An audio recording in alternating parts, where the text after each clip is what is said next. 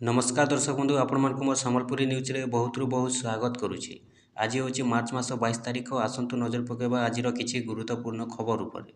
आज प्रथम खबर, राज्य कैबिनेट 10टी प्रस्ताव उपरे मोहर बाजिछि। गतकाली राज्य कैबिनेट रे 16तम बैठक अनुष्ठित होइथिला।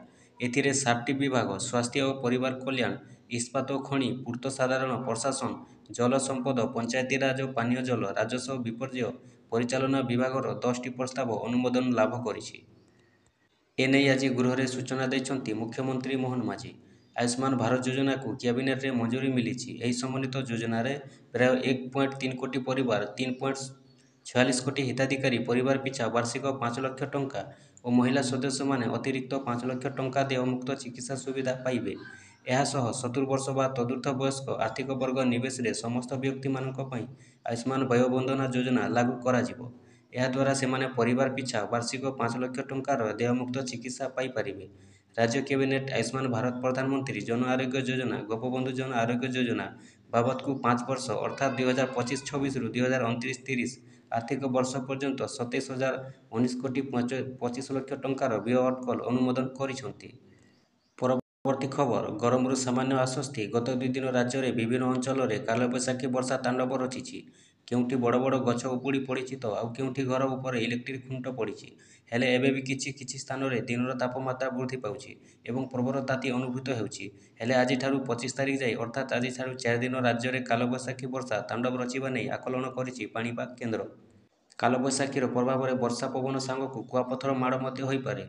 कालबैशाखी वर्षा नहीं 18 जिला को सतर्कता जारी करा जाइछि। 12 जिले में कालबैशाखी वर्षा संभावना नहीं ऑरेंज वार्निंग जारी करा जाइछि। एही सबु जिला गुड़िक हेउछि केन्द्रापड़ा, भद्रक, बालेश्वर, जगतसिंहपुर, सुंदरगढ़, केन्दुझर, मयूरभंज, जाजपुर, कटक, ढेंकानाल, अनुगुल और देवगढ़। सेहीपरि 18 जिला को येलो वार्निंग जारी करिछि पाणीपाग केन्द्र। एसबु जिले में किछि स्थान में प्रबल वर्षा और कांभा स्थान में कुआपथर वर्षा संभावना रही। कालबैशाखी वर्षा प्रभाव में 3 दिन मध्य 3 रु 5 डिग्री तापमात्रा ह्रास पाइब। मार्च 25 रु धीरे धीरे तापमात्रा वृद्धि पाइब बोली कहिछि पाणीपाग विभाग। परवर्ती खबर, पुणी चर्चा रे पांडियान।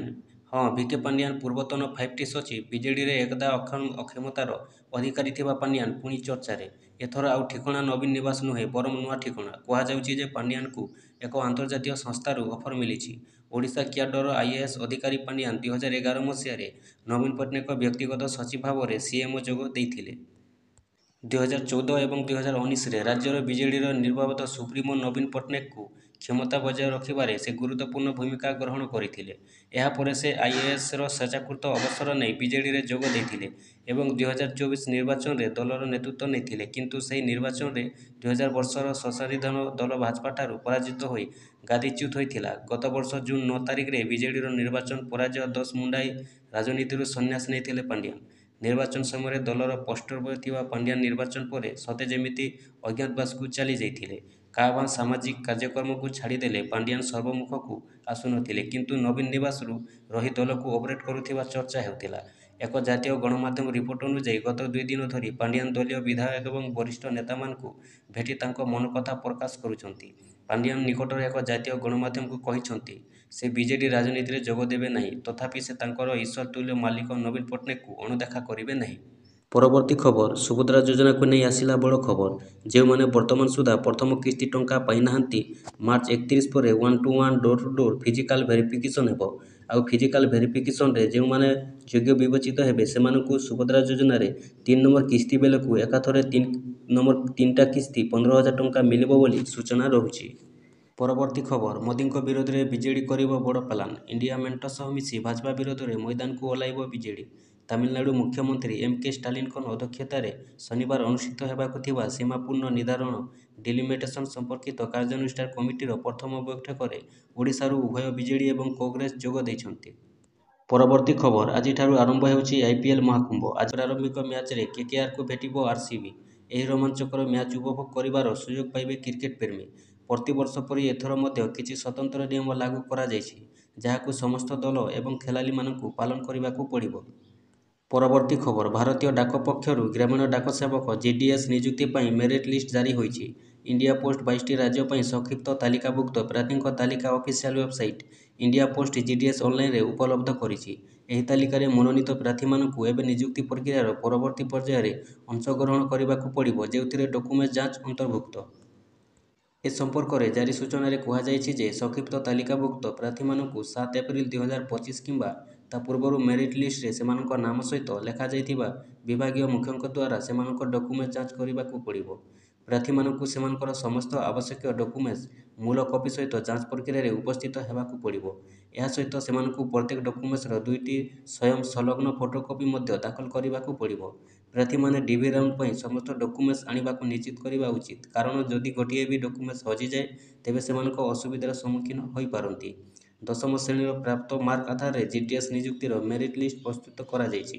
ଏହା ସହିତ ଉଚ୍ଚଶିକ୍ଷା ପ୍ରାପ୍ତ ପ୍ରାର୍ଥୀମାନଙ୍କୁ କୌଣସି ପ୍ରକାର ଅଗ୍ରାଧିକାର ଦିଆଯାଇ ନାହିଁ। ଏ ସମ୍ପର୍କରେ ଅଧିକ ସୂଚନା ପାଇବା ପାଇଁ ପ୍ରାର୍ଥୀମାନଙ୍କୁ ୱେବସାଇଟ୍ ଯିବାକୁ ପଡ଼ିବ। ପରବର୍ତ୍ତୀ ଖବର, ଶ୍ରୀମନ୍ଦିରରେ ଶନିବାର ମହାପ୍ରଭୁଙ୍କର ହୋଇଛି ବଡ଼ ମହାସ୍ନାନ। ରକ୍ତର ଛିଟା ପଡ଼ିବାରୁ ମହାପ୍ରଭୁଙ୍କ ମହାସ୍ନାନ ହୋଇଛି। ପାଣି ଆପଟ ସେବକ ଝୁଣ୍ଟି ପଡ଼ିଯିବାରୁ ଆଘାତ ଲାଗି ଭିତରକଟାରେ ରକ୍ତ ଛିଟା ପଡ଼ିଥିଲା। ଫଳରେ ମହାପ୍ରଭୁଙ୍କର ମହାସ୍ନାନ ହୋଇଛି। ବିଧି ଅନୁଯାୟୀ ଭିତରକାଠ ନିକଟରେ ରକ୍ତର ଛିଟା ପଡ଼ିଲେ ମହାପ୍ରଭୁଙ୍କର ମହାସ୍ନାନ ହୋଇଥାଏ। ଏଣୁ ଏହି ସମୟରେ ସର୍ବସାଧାରଣ ଦର୍ଶନ ବନ୍ଦ ରହିଥାଏ। ବର୍ତ୍ତମାନ ମହାସ୍ନାନ ନୀତି ଚାଲୁ ରହିଛି। ପରବର୍ତ୍ତୀ ଖବର, ବ୍ରଜରାଜନଗର ଥାନାରେ କ୍ରାଇମବ୍ରାଞ୍ଚ ଟିମ୍ ପୋଲିସଠାରୁ ବନ୍ଧୁକ ଛଡ଼ାଇ ନେଇଥିବା ଯୁବକଙ୍କ ବୟାନ ରେକର୍ଡ। ନବ ଦାସ ହତ୍ୟାକାଣ୍ଡ ଦିନ ତତ୍କାଳୀନ ଆଇଆଇସିଙ୍କ ଠାରୁ ବନ୍ଧୁକ ଛଡ଼ାଇ ନେଇଥିବା ଯୁବକ ସରୋଜ ସାହାଙ୍କୁ ପଚରାଉଚରା ସହ ତାଙ୍କ ବୟାନ ରେକର୍ଡ କରିଛି। କ୍ରାଇମବ୍ରାଞ୍ଚର 2 ଜଣିଆ ଟିମ୍ ହତ୍ୟାକାଣ୍ଡ ଦିନ ଘଟଣାସ୍ଥଳରେ ଉପସ୍ଥିତ ଥିଲେ ସରୋଜ ସାହା। ପରବର୍ତ୍ତୀ ଖବର, ସିଏମ୍ କିଷାନ ଯୋଜନାରେ ବର୍ଷକୁ ମିଳୁଛି 2 କିସ୍ତି। ସିଏମ୍ କିଷାନ ପ୍ରଥମ କିସ୍ତି 2024 ସେପ୍ଟେମ୍ବର 8 ତାରିଖ ଦିନ ସମସ୍ତଙ୍କୁ ମିଳିସାରିଛି। ଆଉ ସିଏମ୍ କିଷାନ ସେକେଣ୍ଡ କିସ୍ତି 2025 ଏପ୍ରିଲ 30 ତାରିଖ ଅକ୍ଷୟ ତୃତୀୟା ଦିନ ମିଳିବ ବୋଲି ସୂଚନା ରହୁଛି।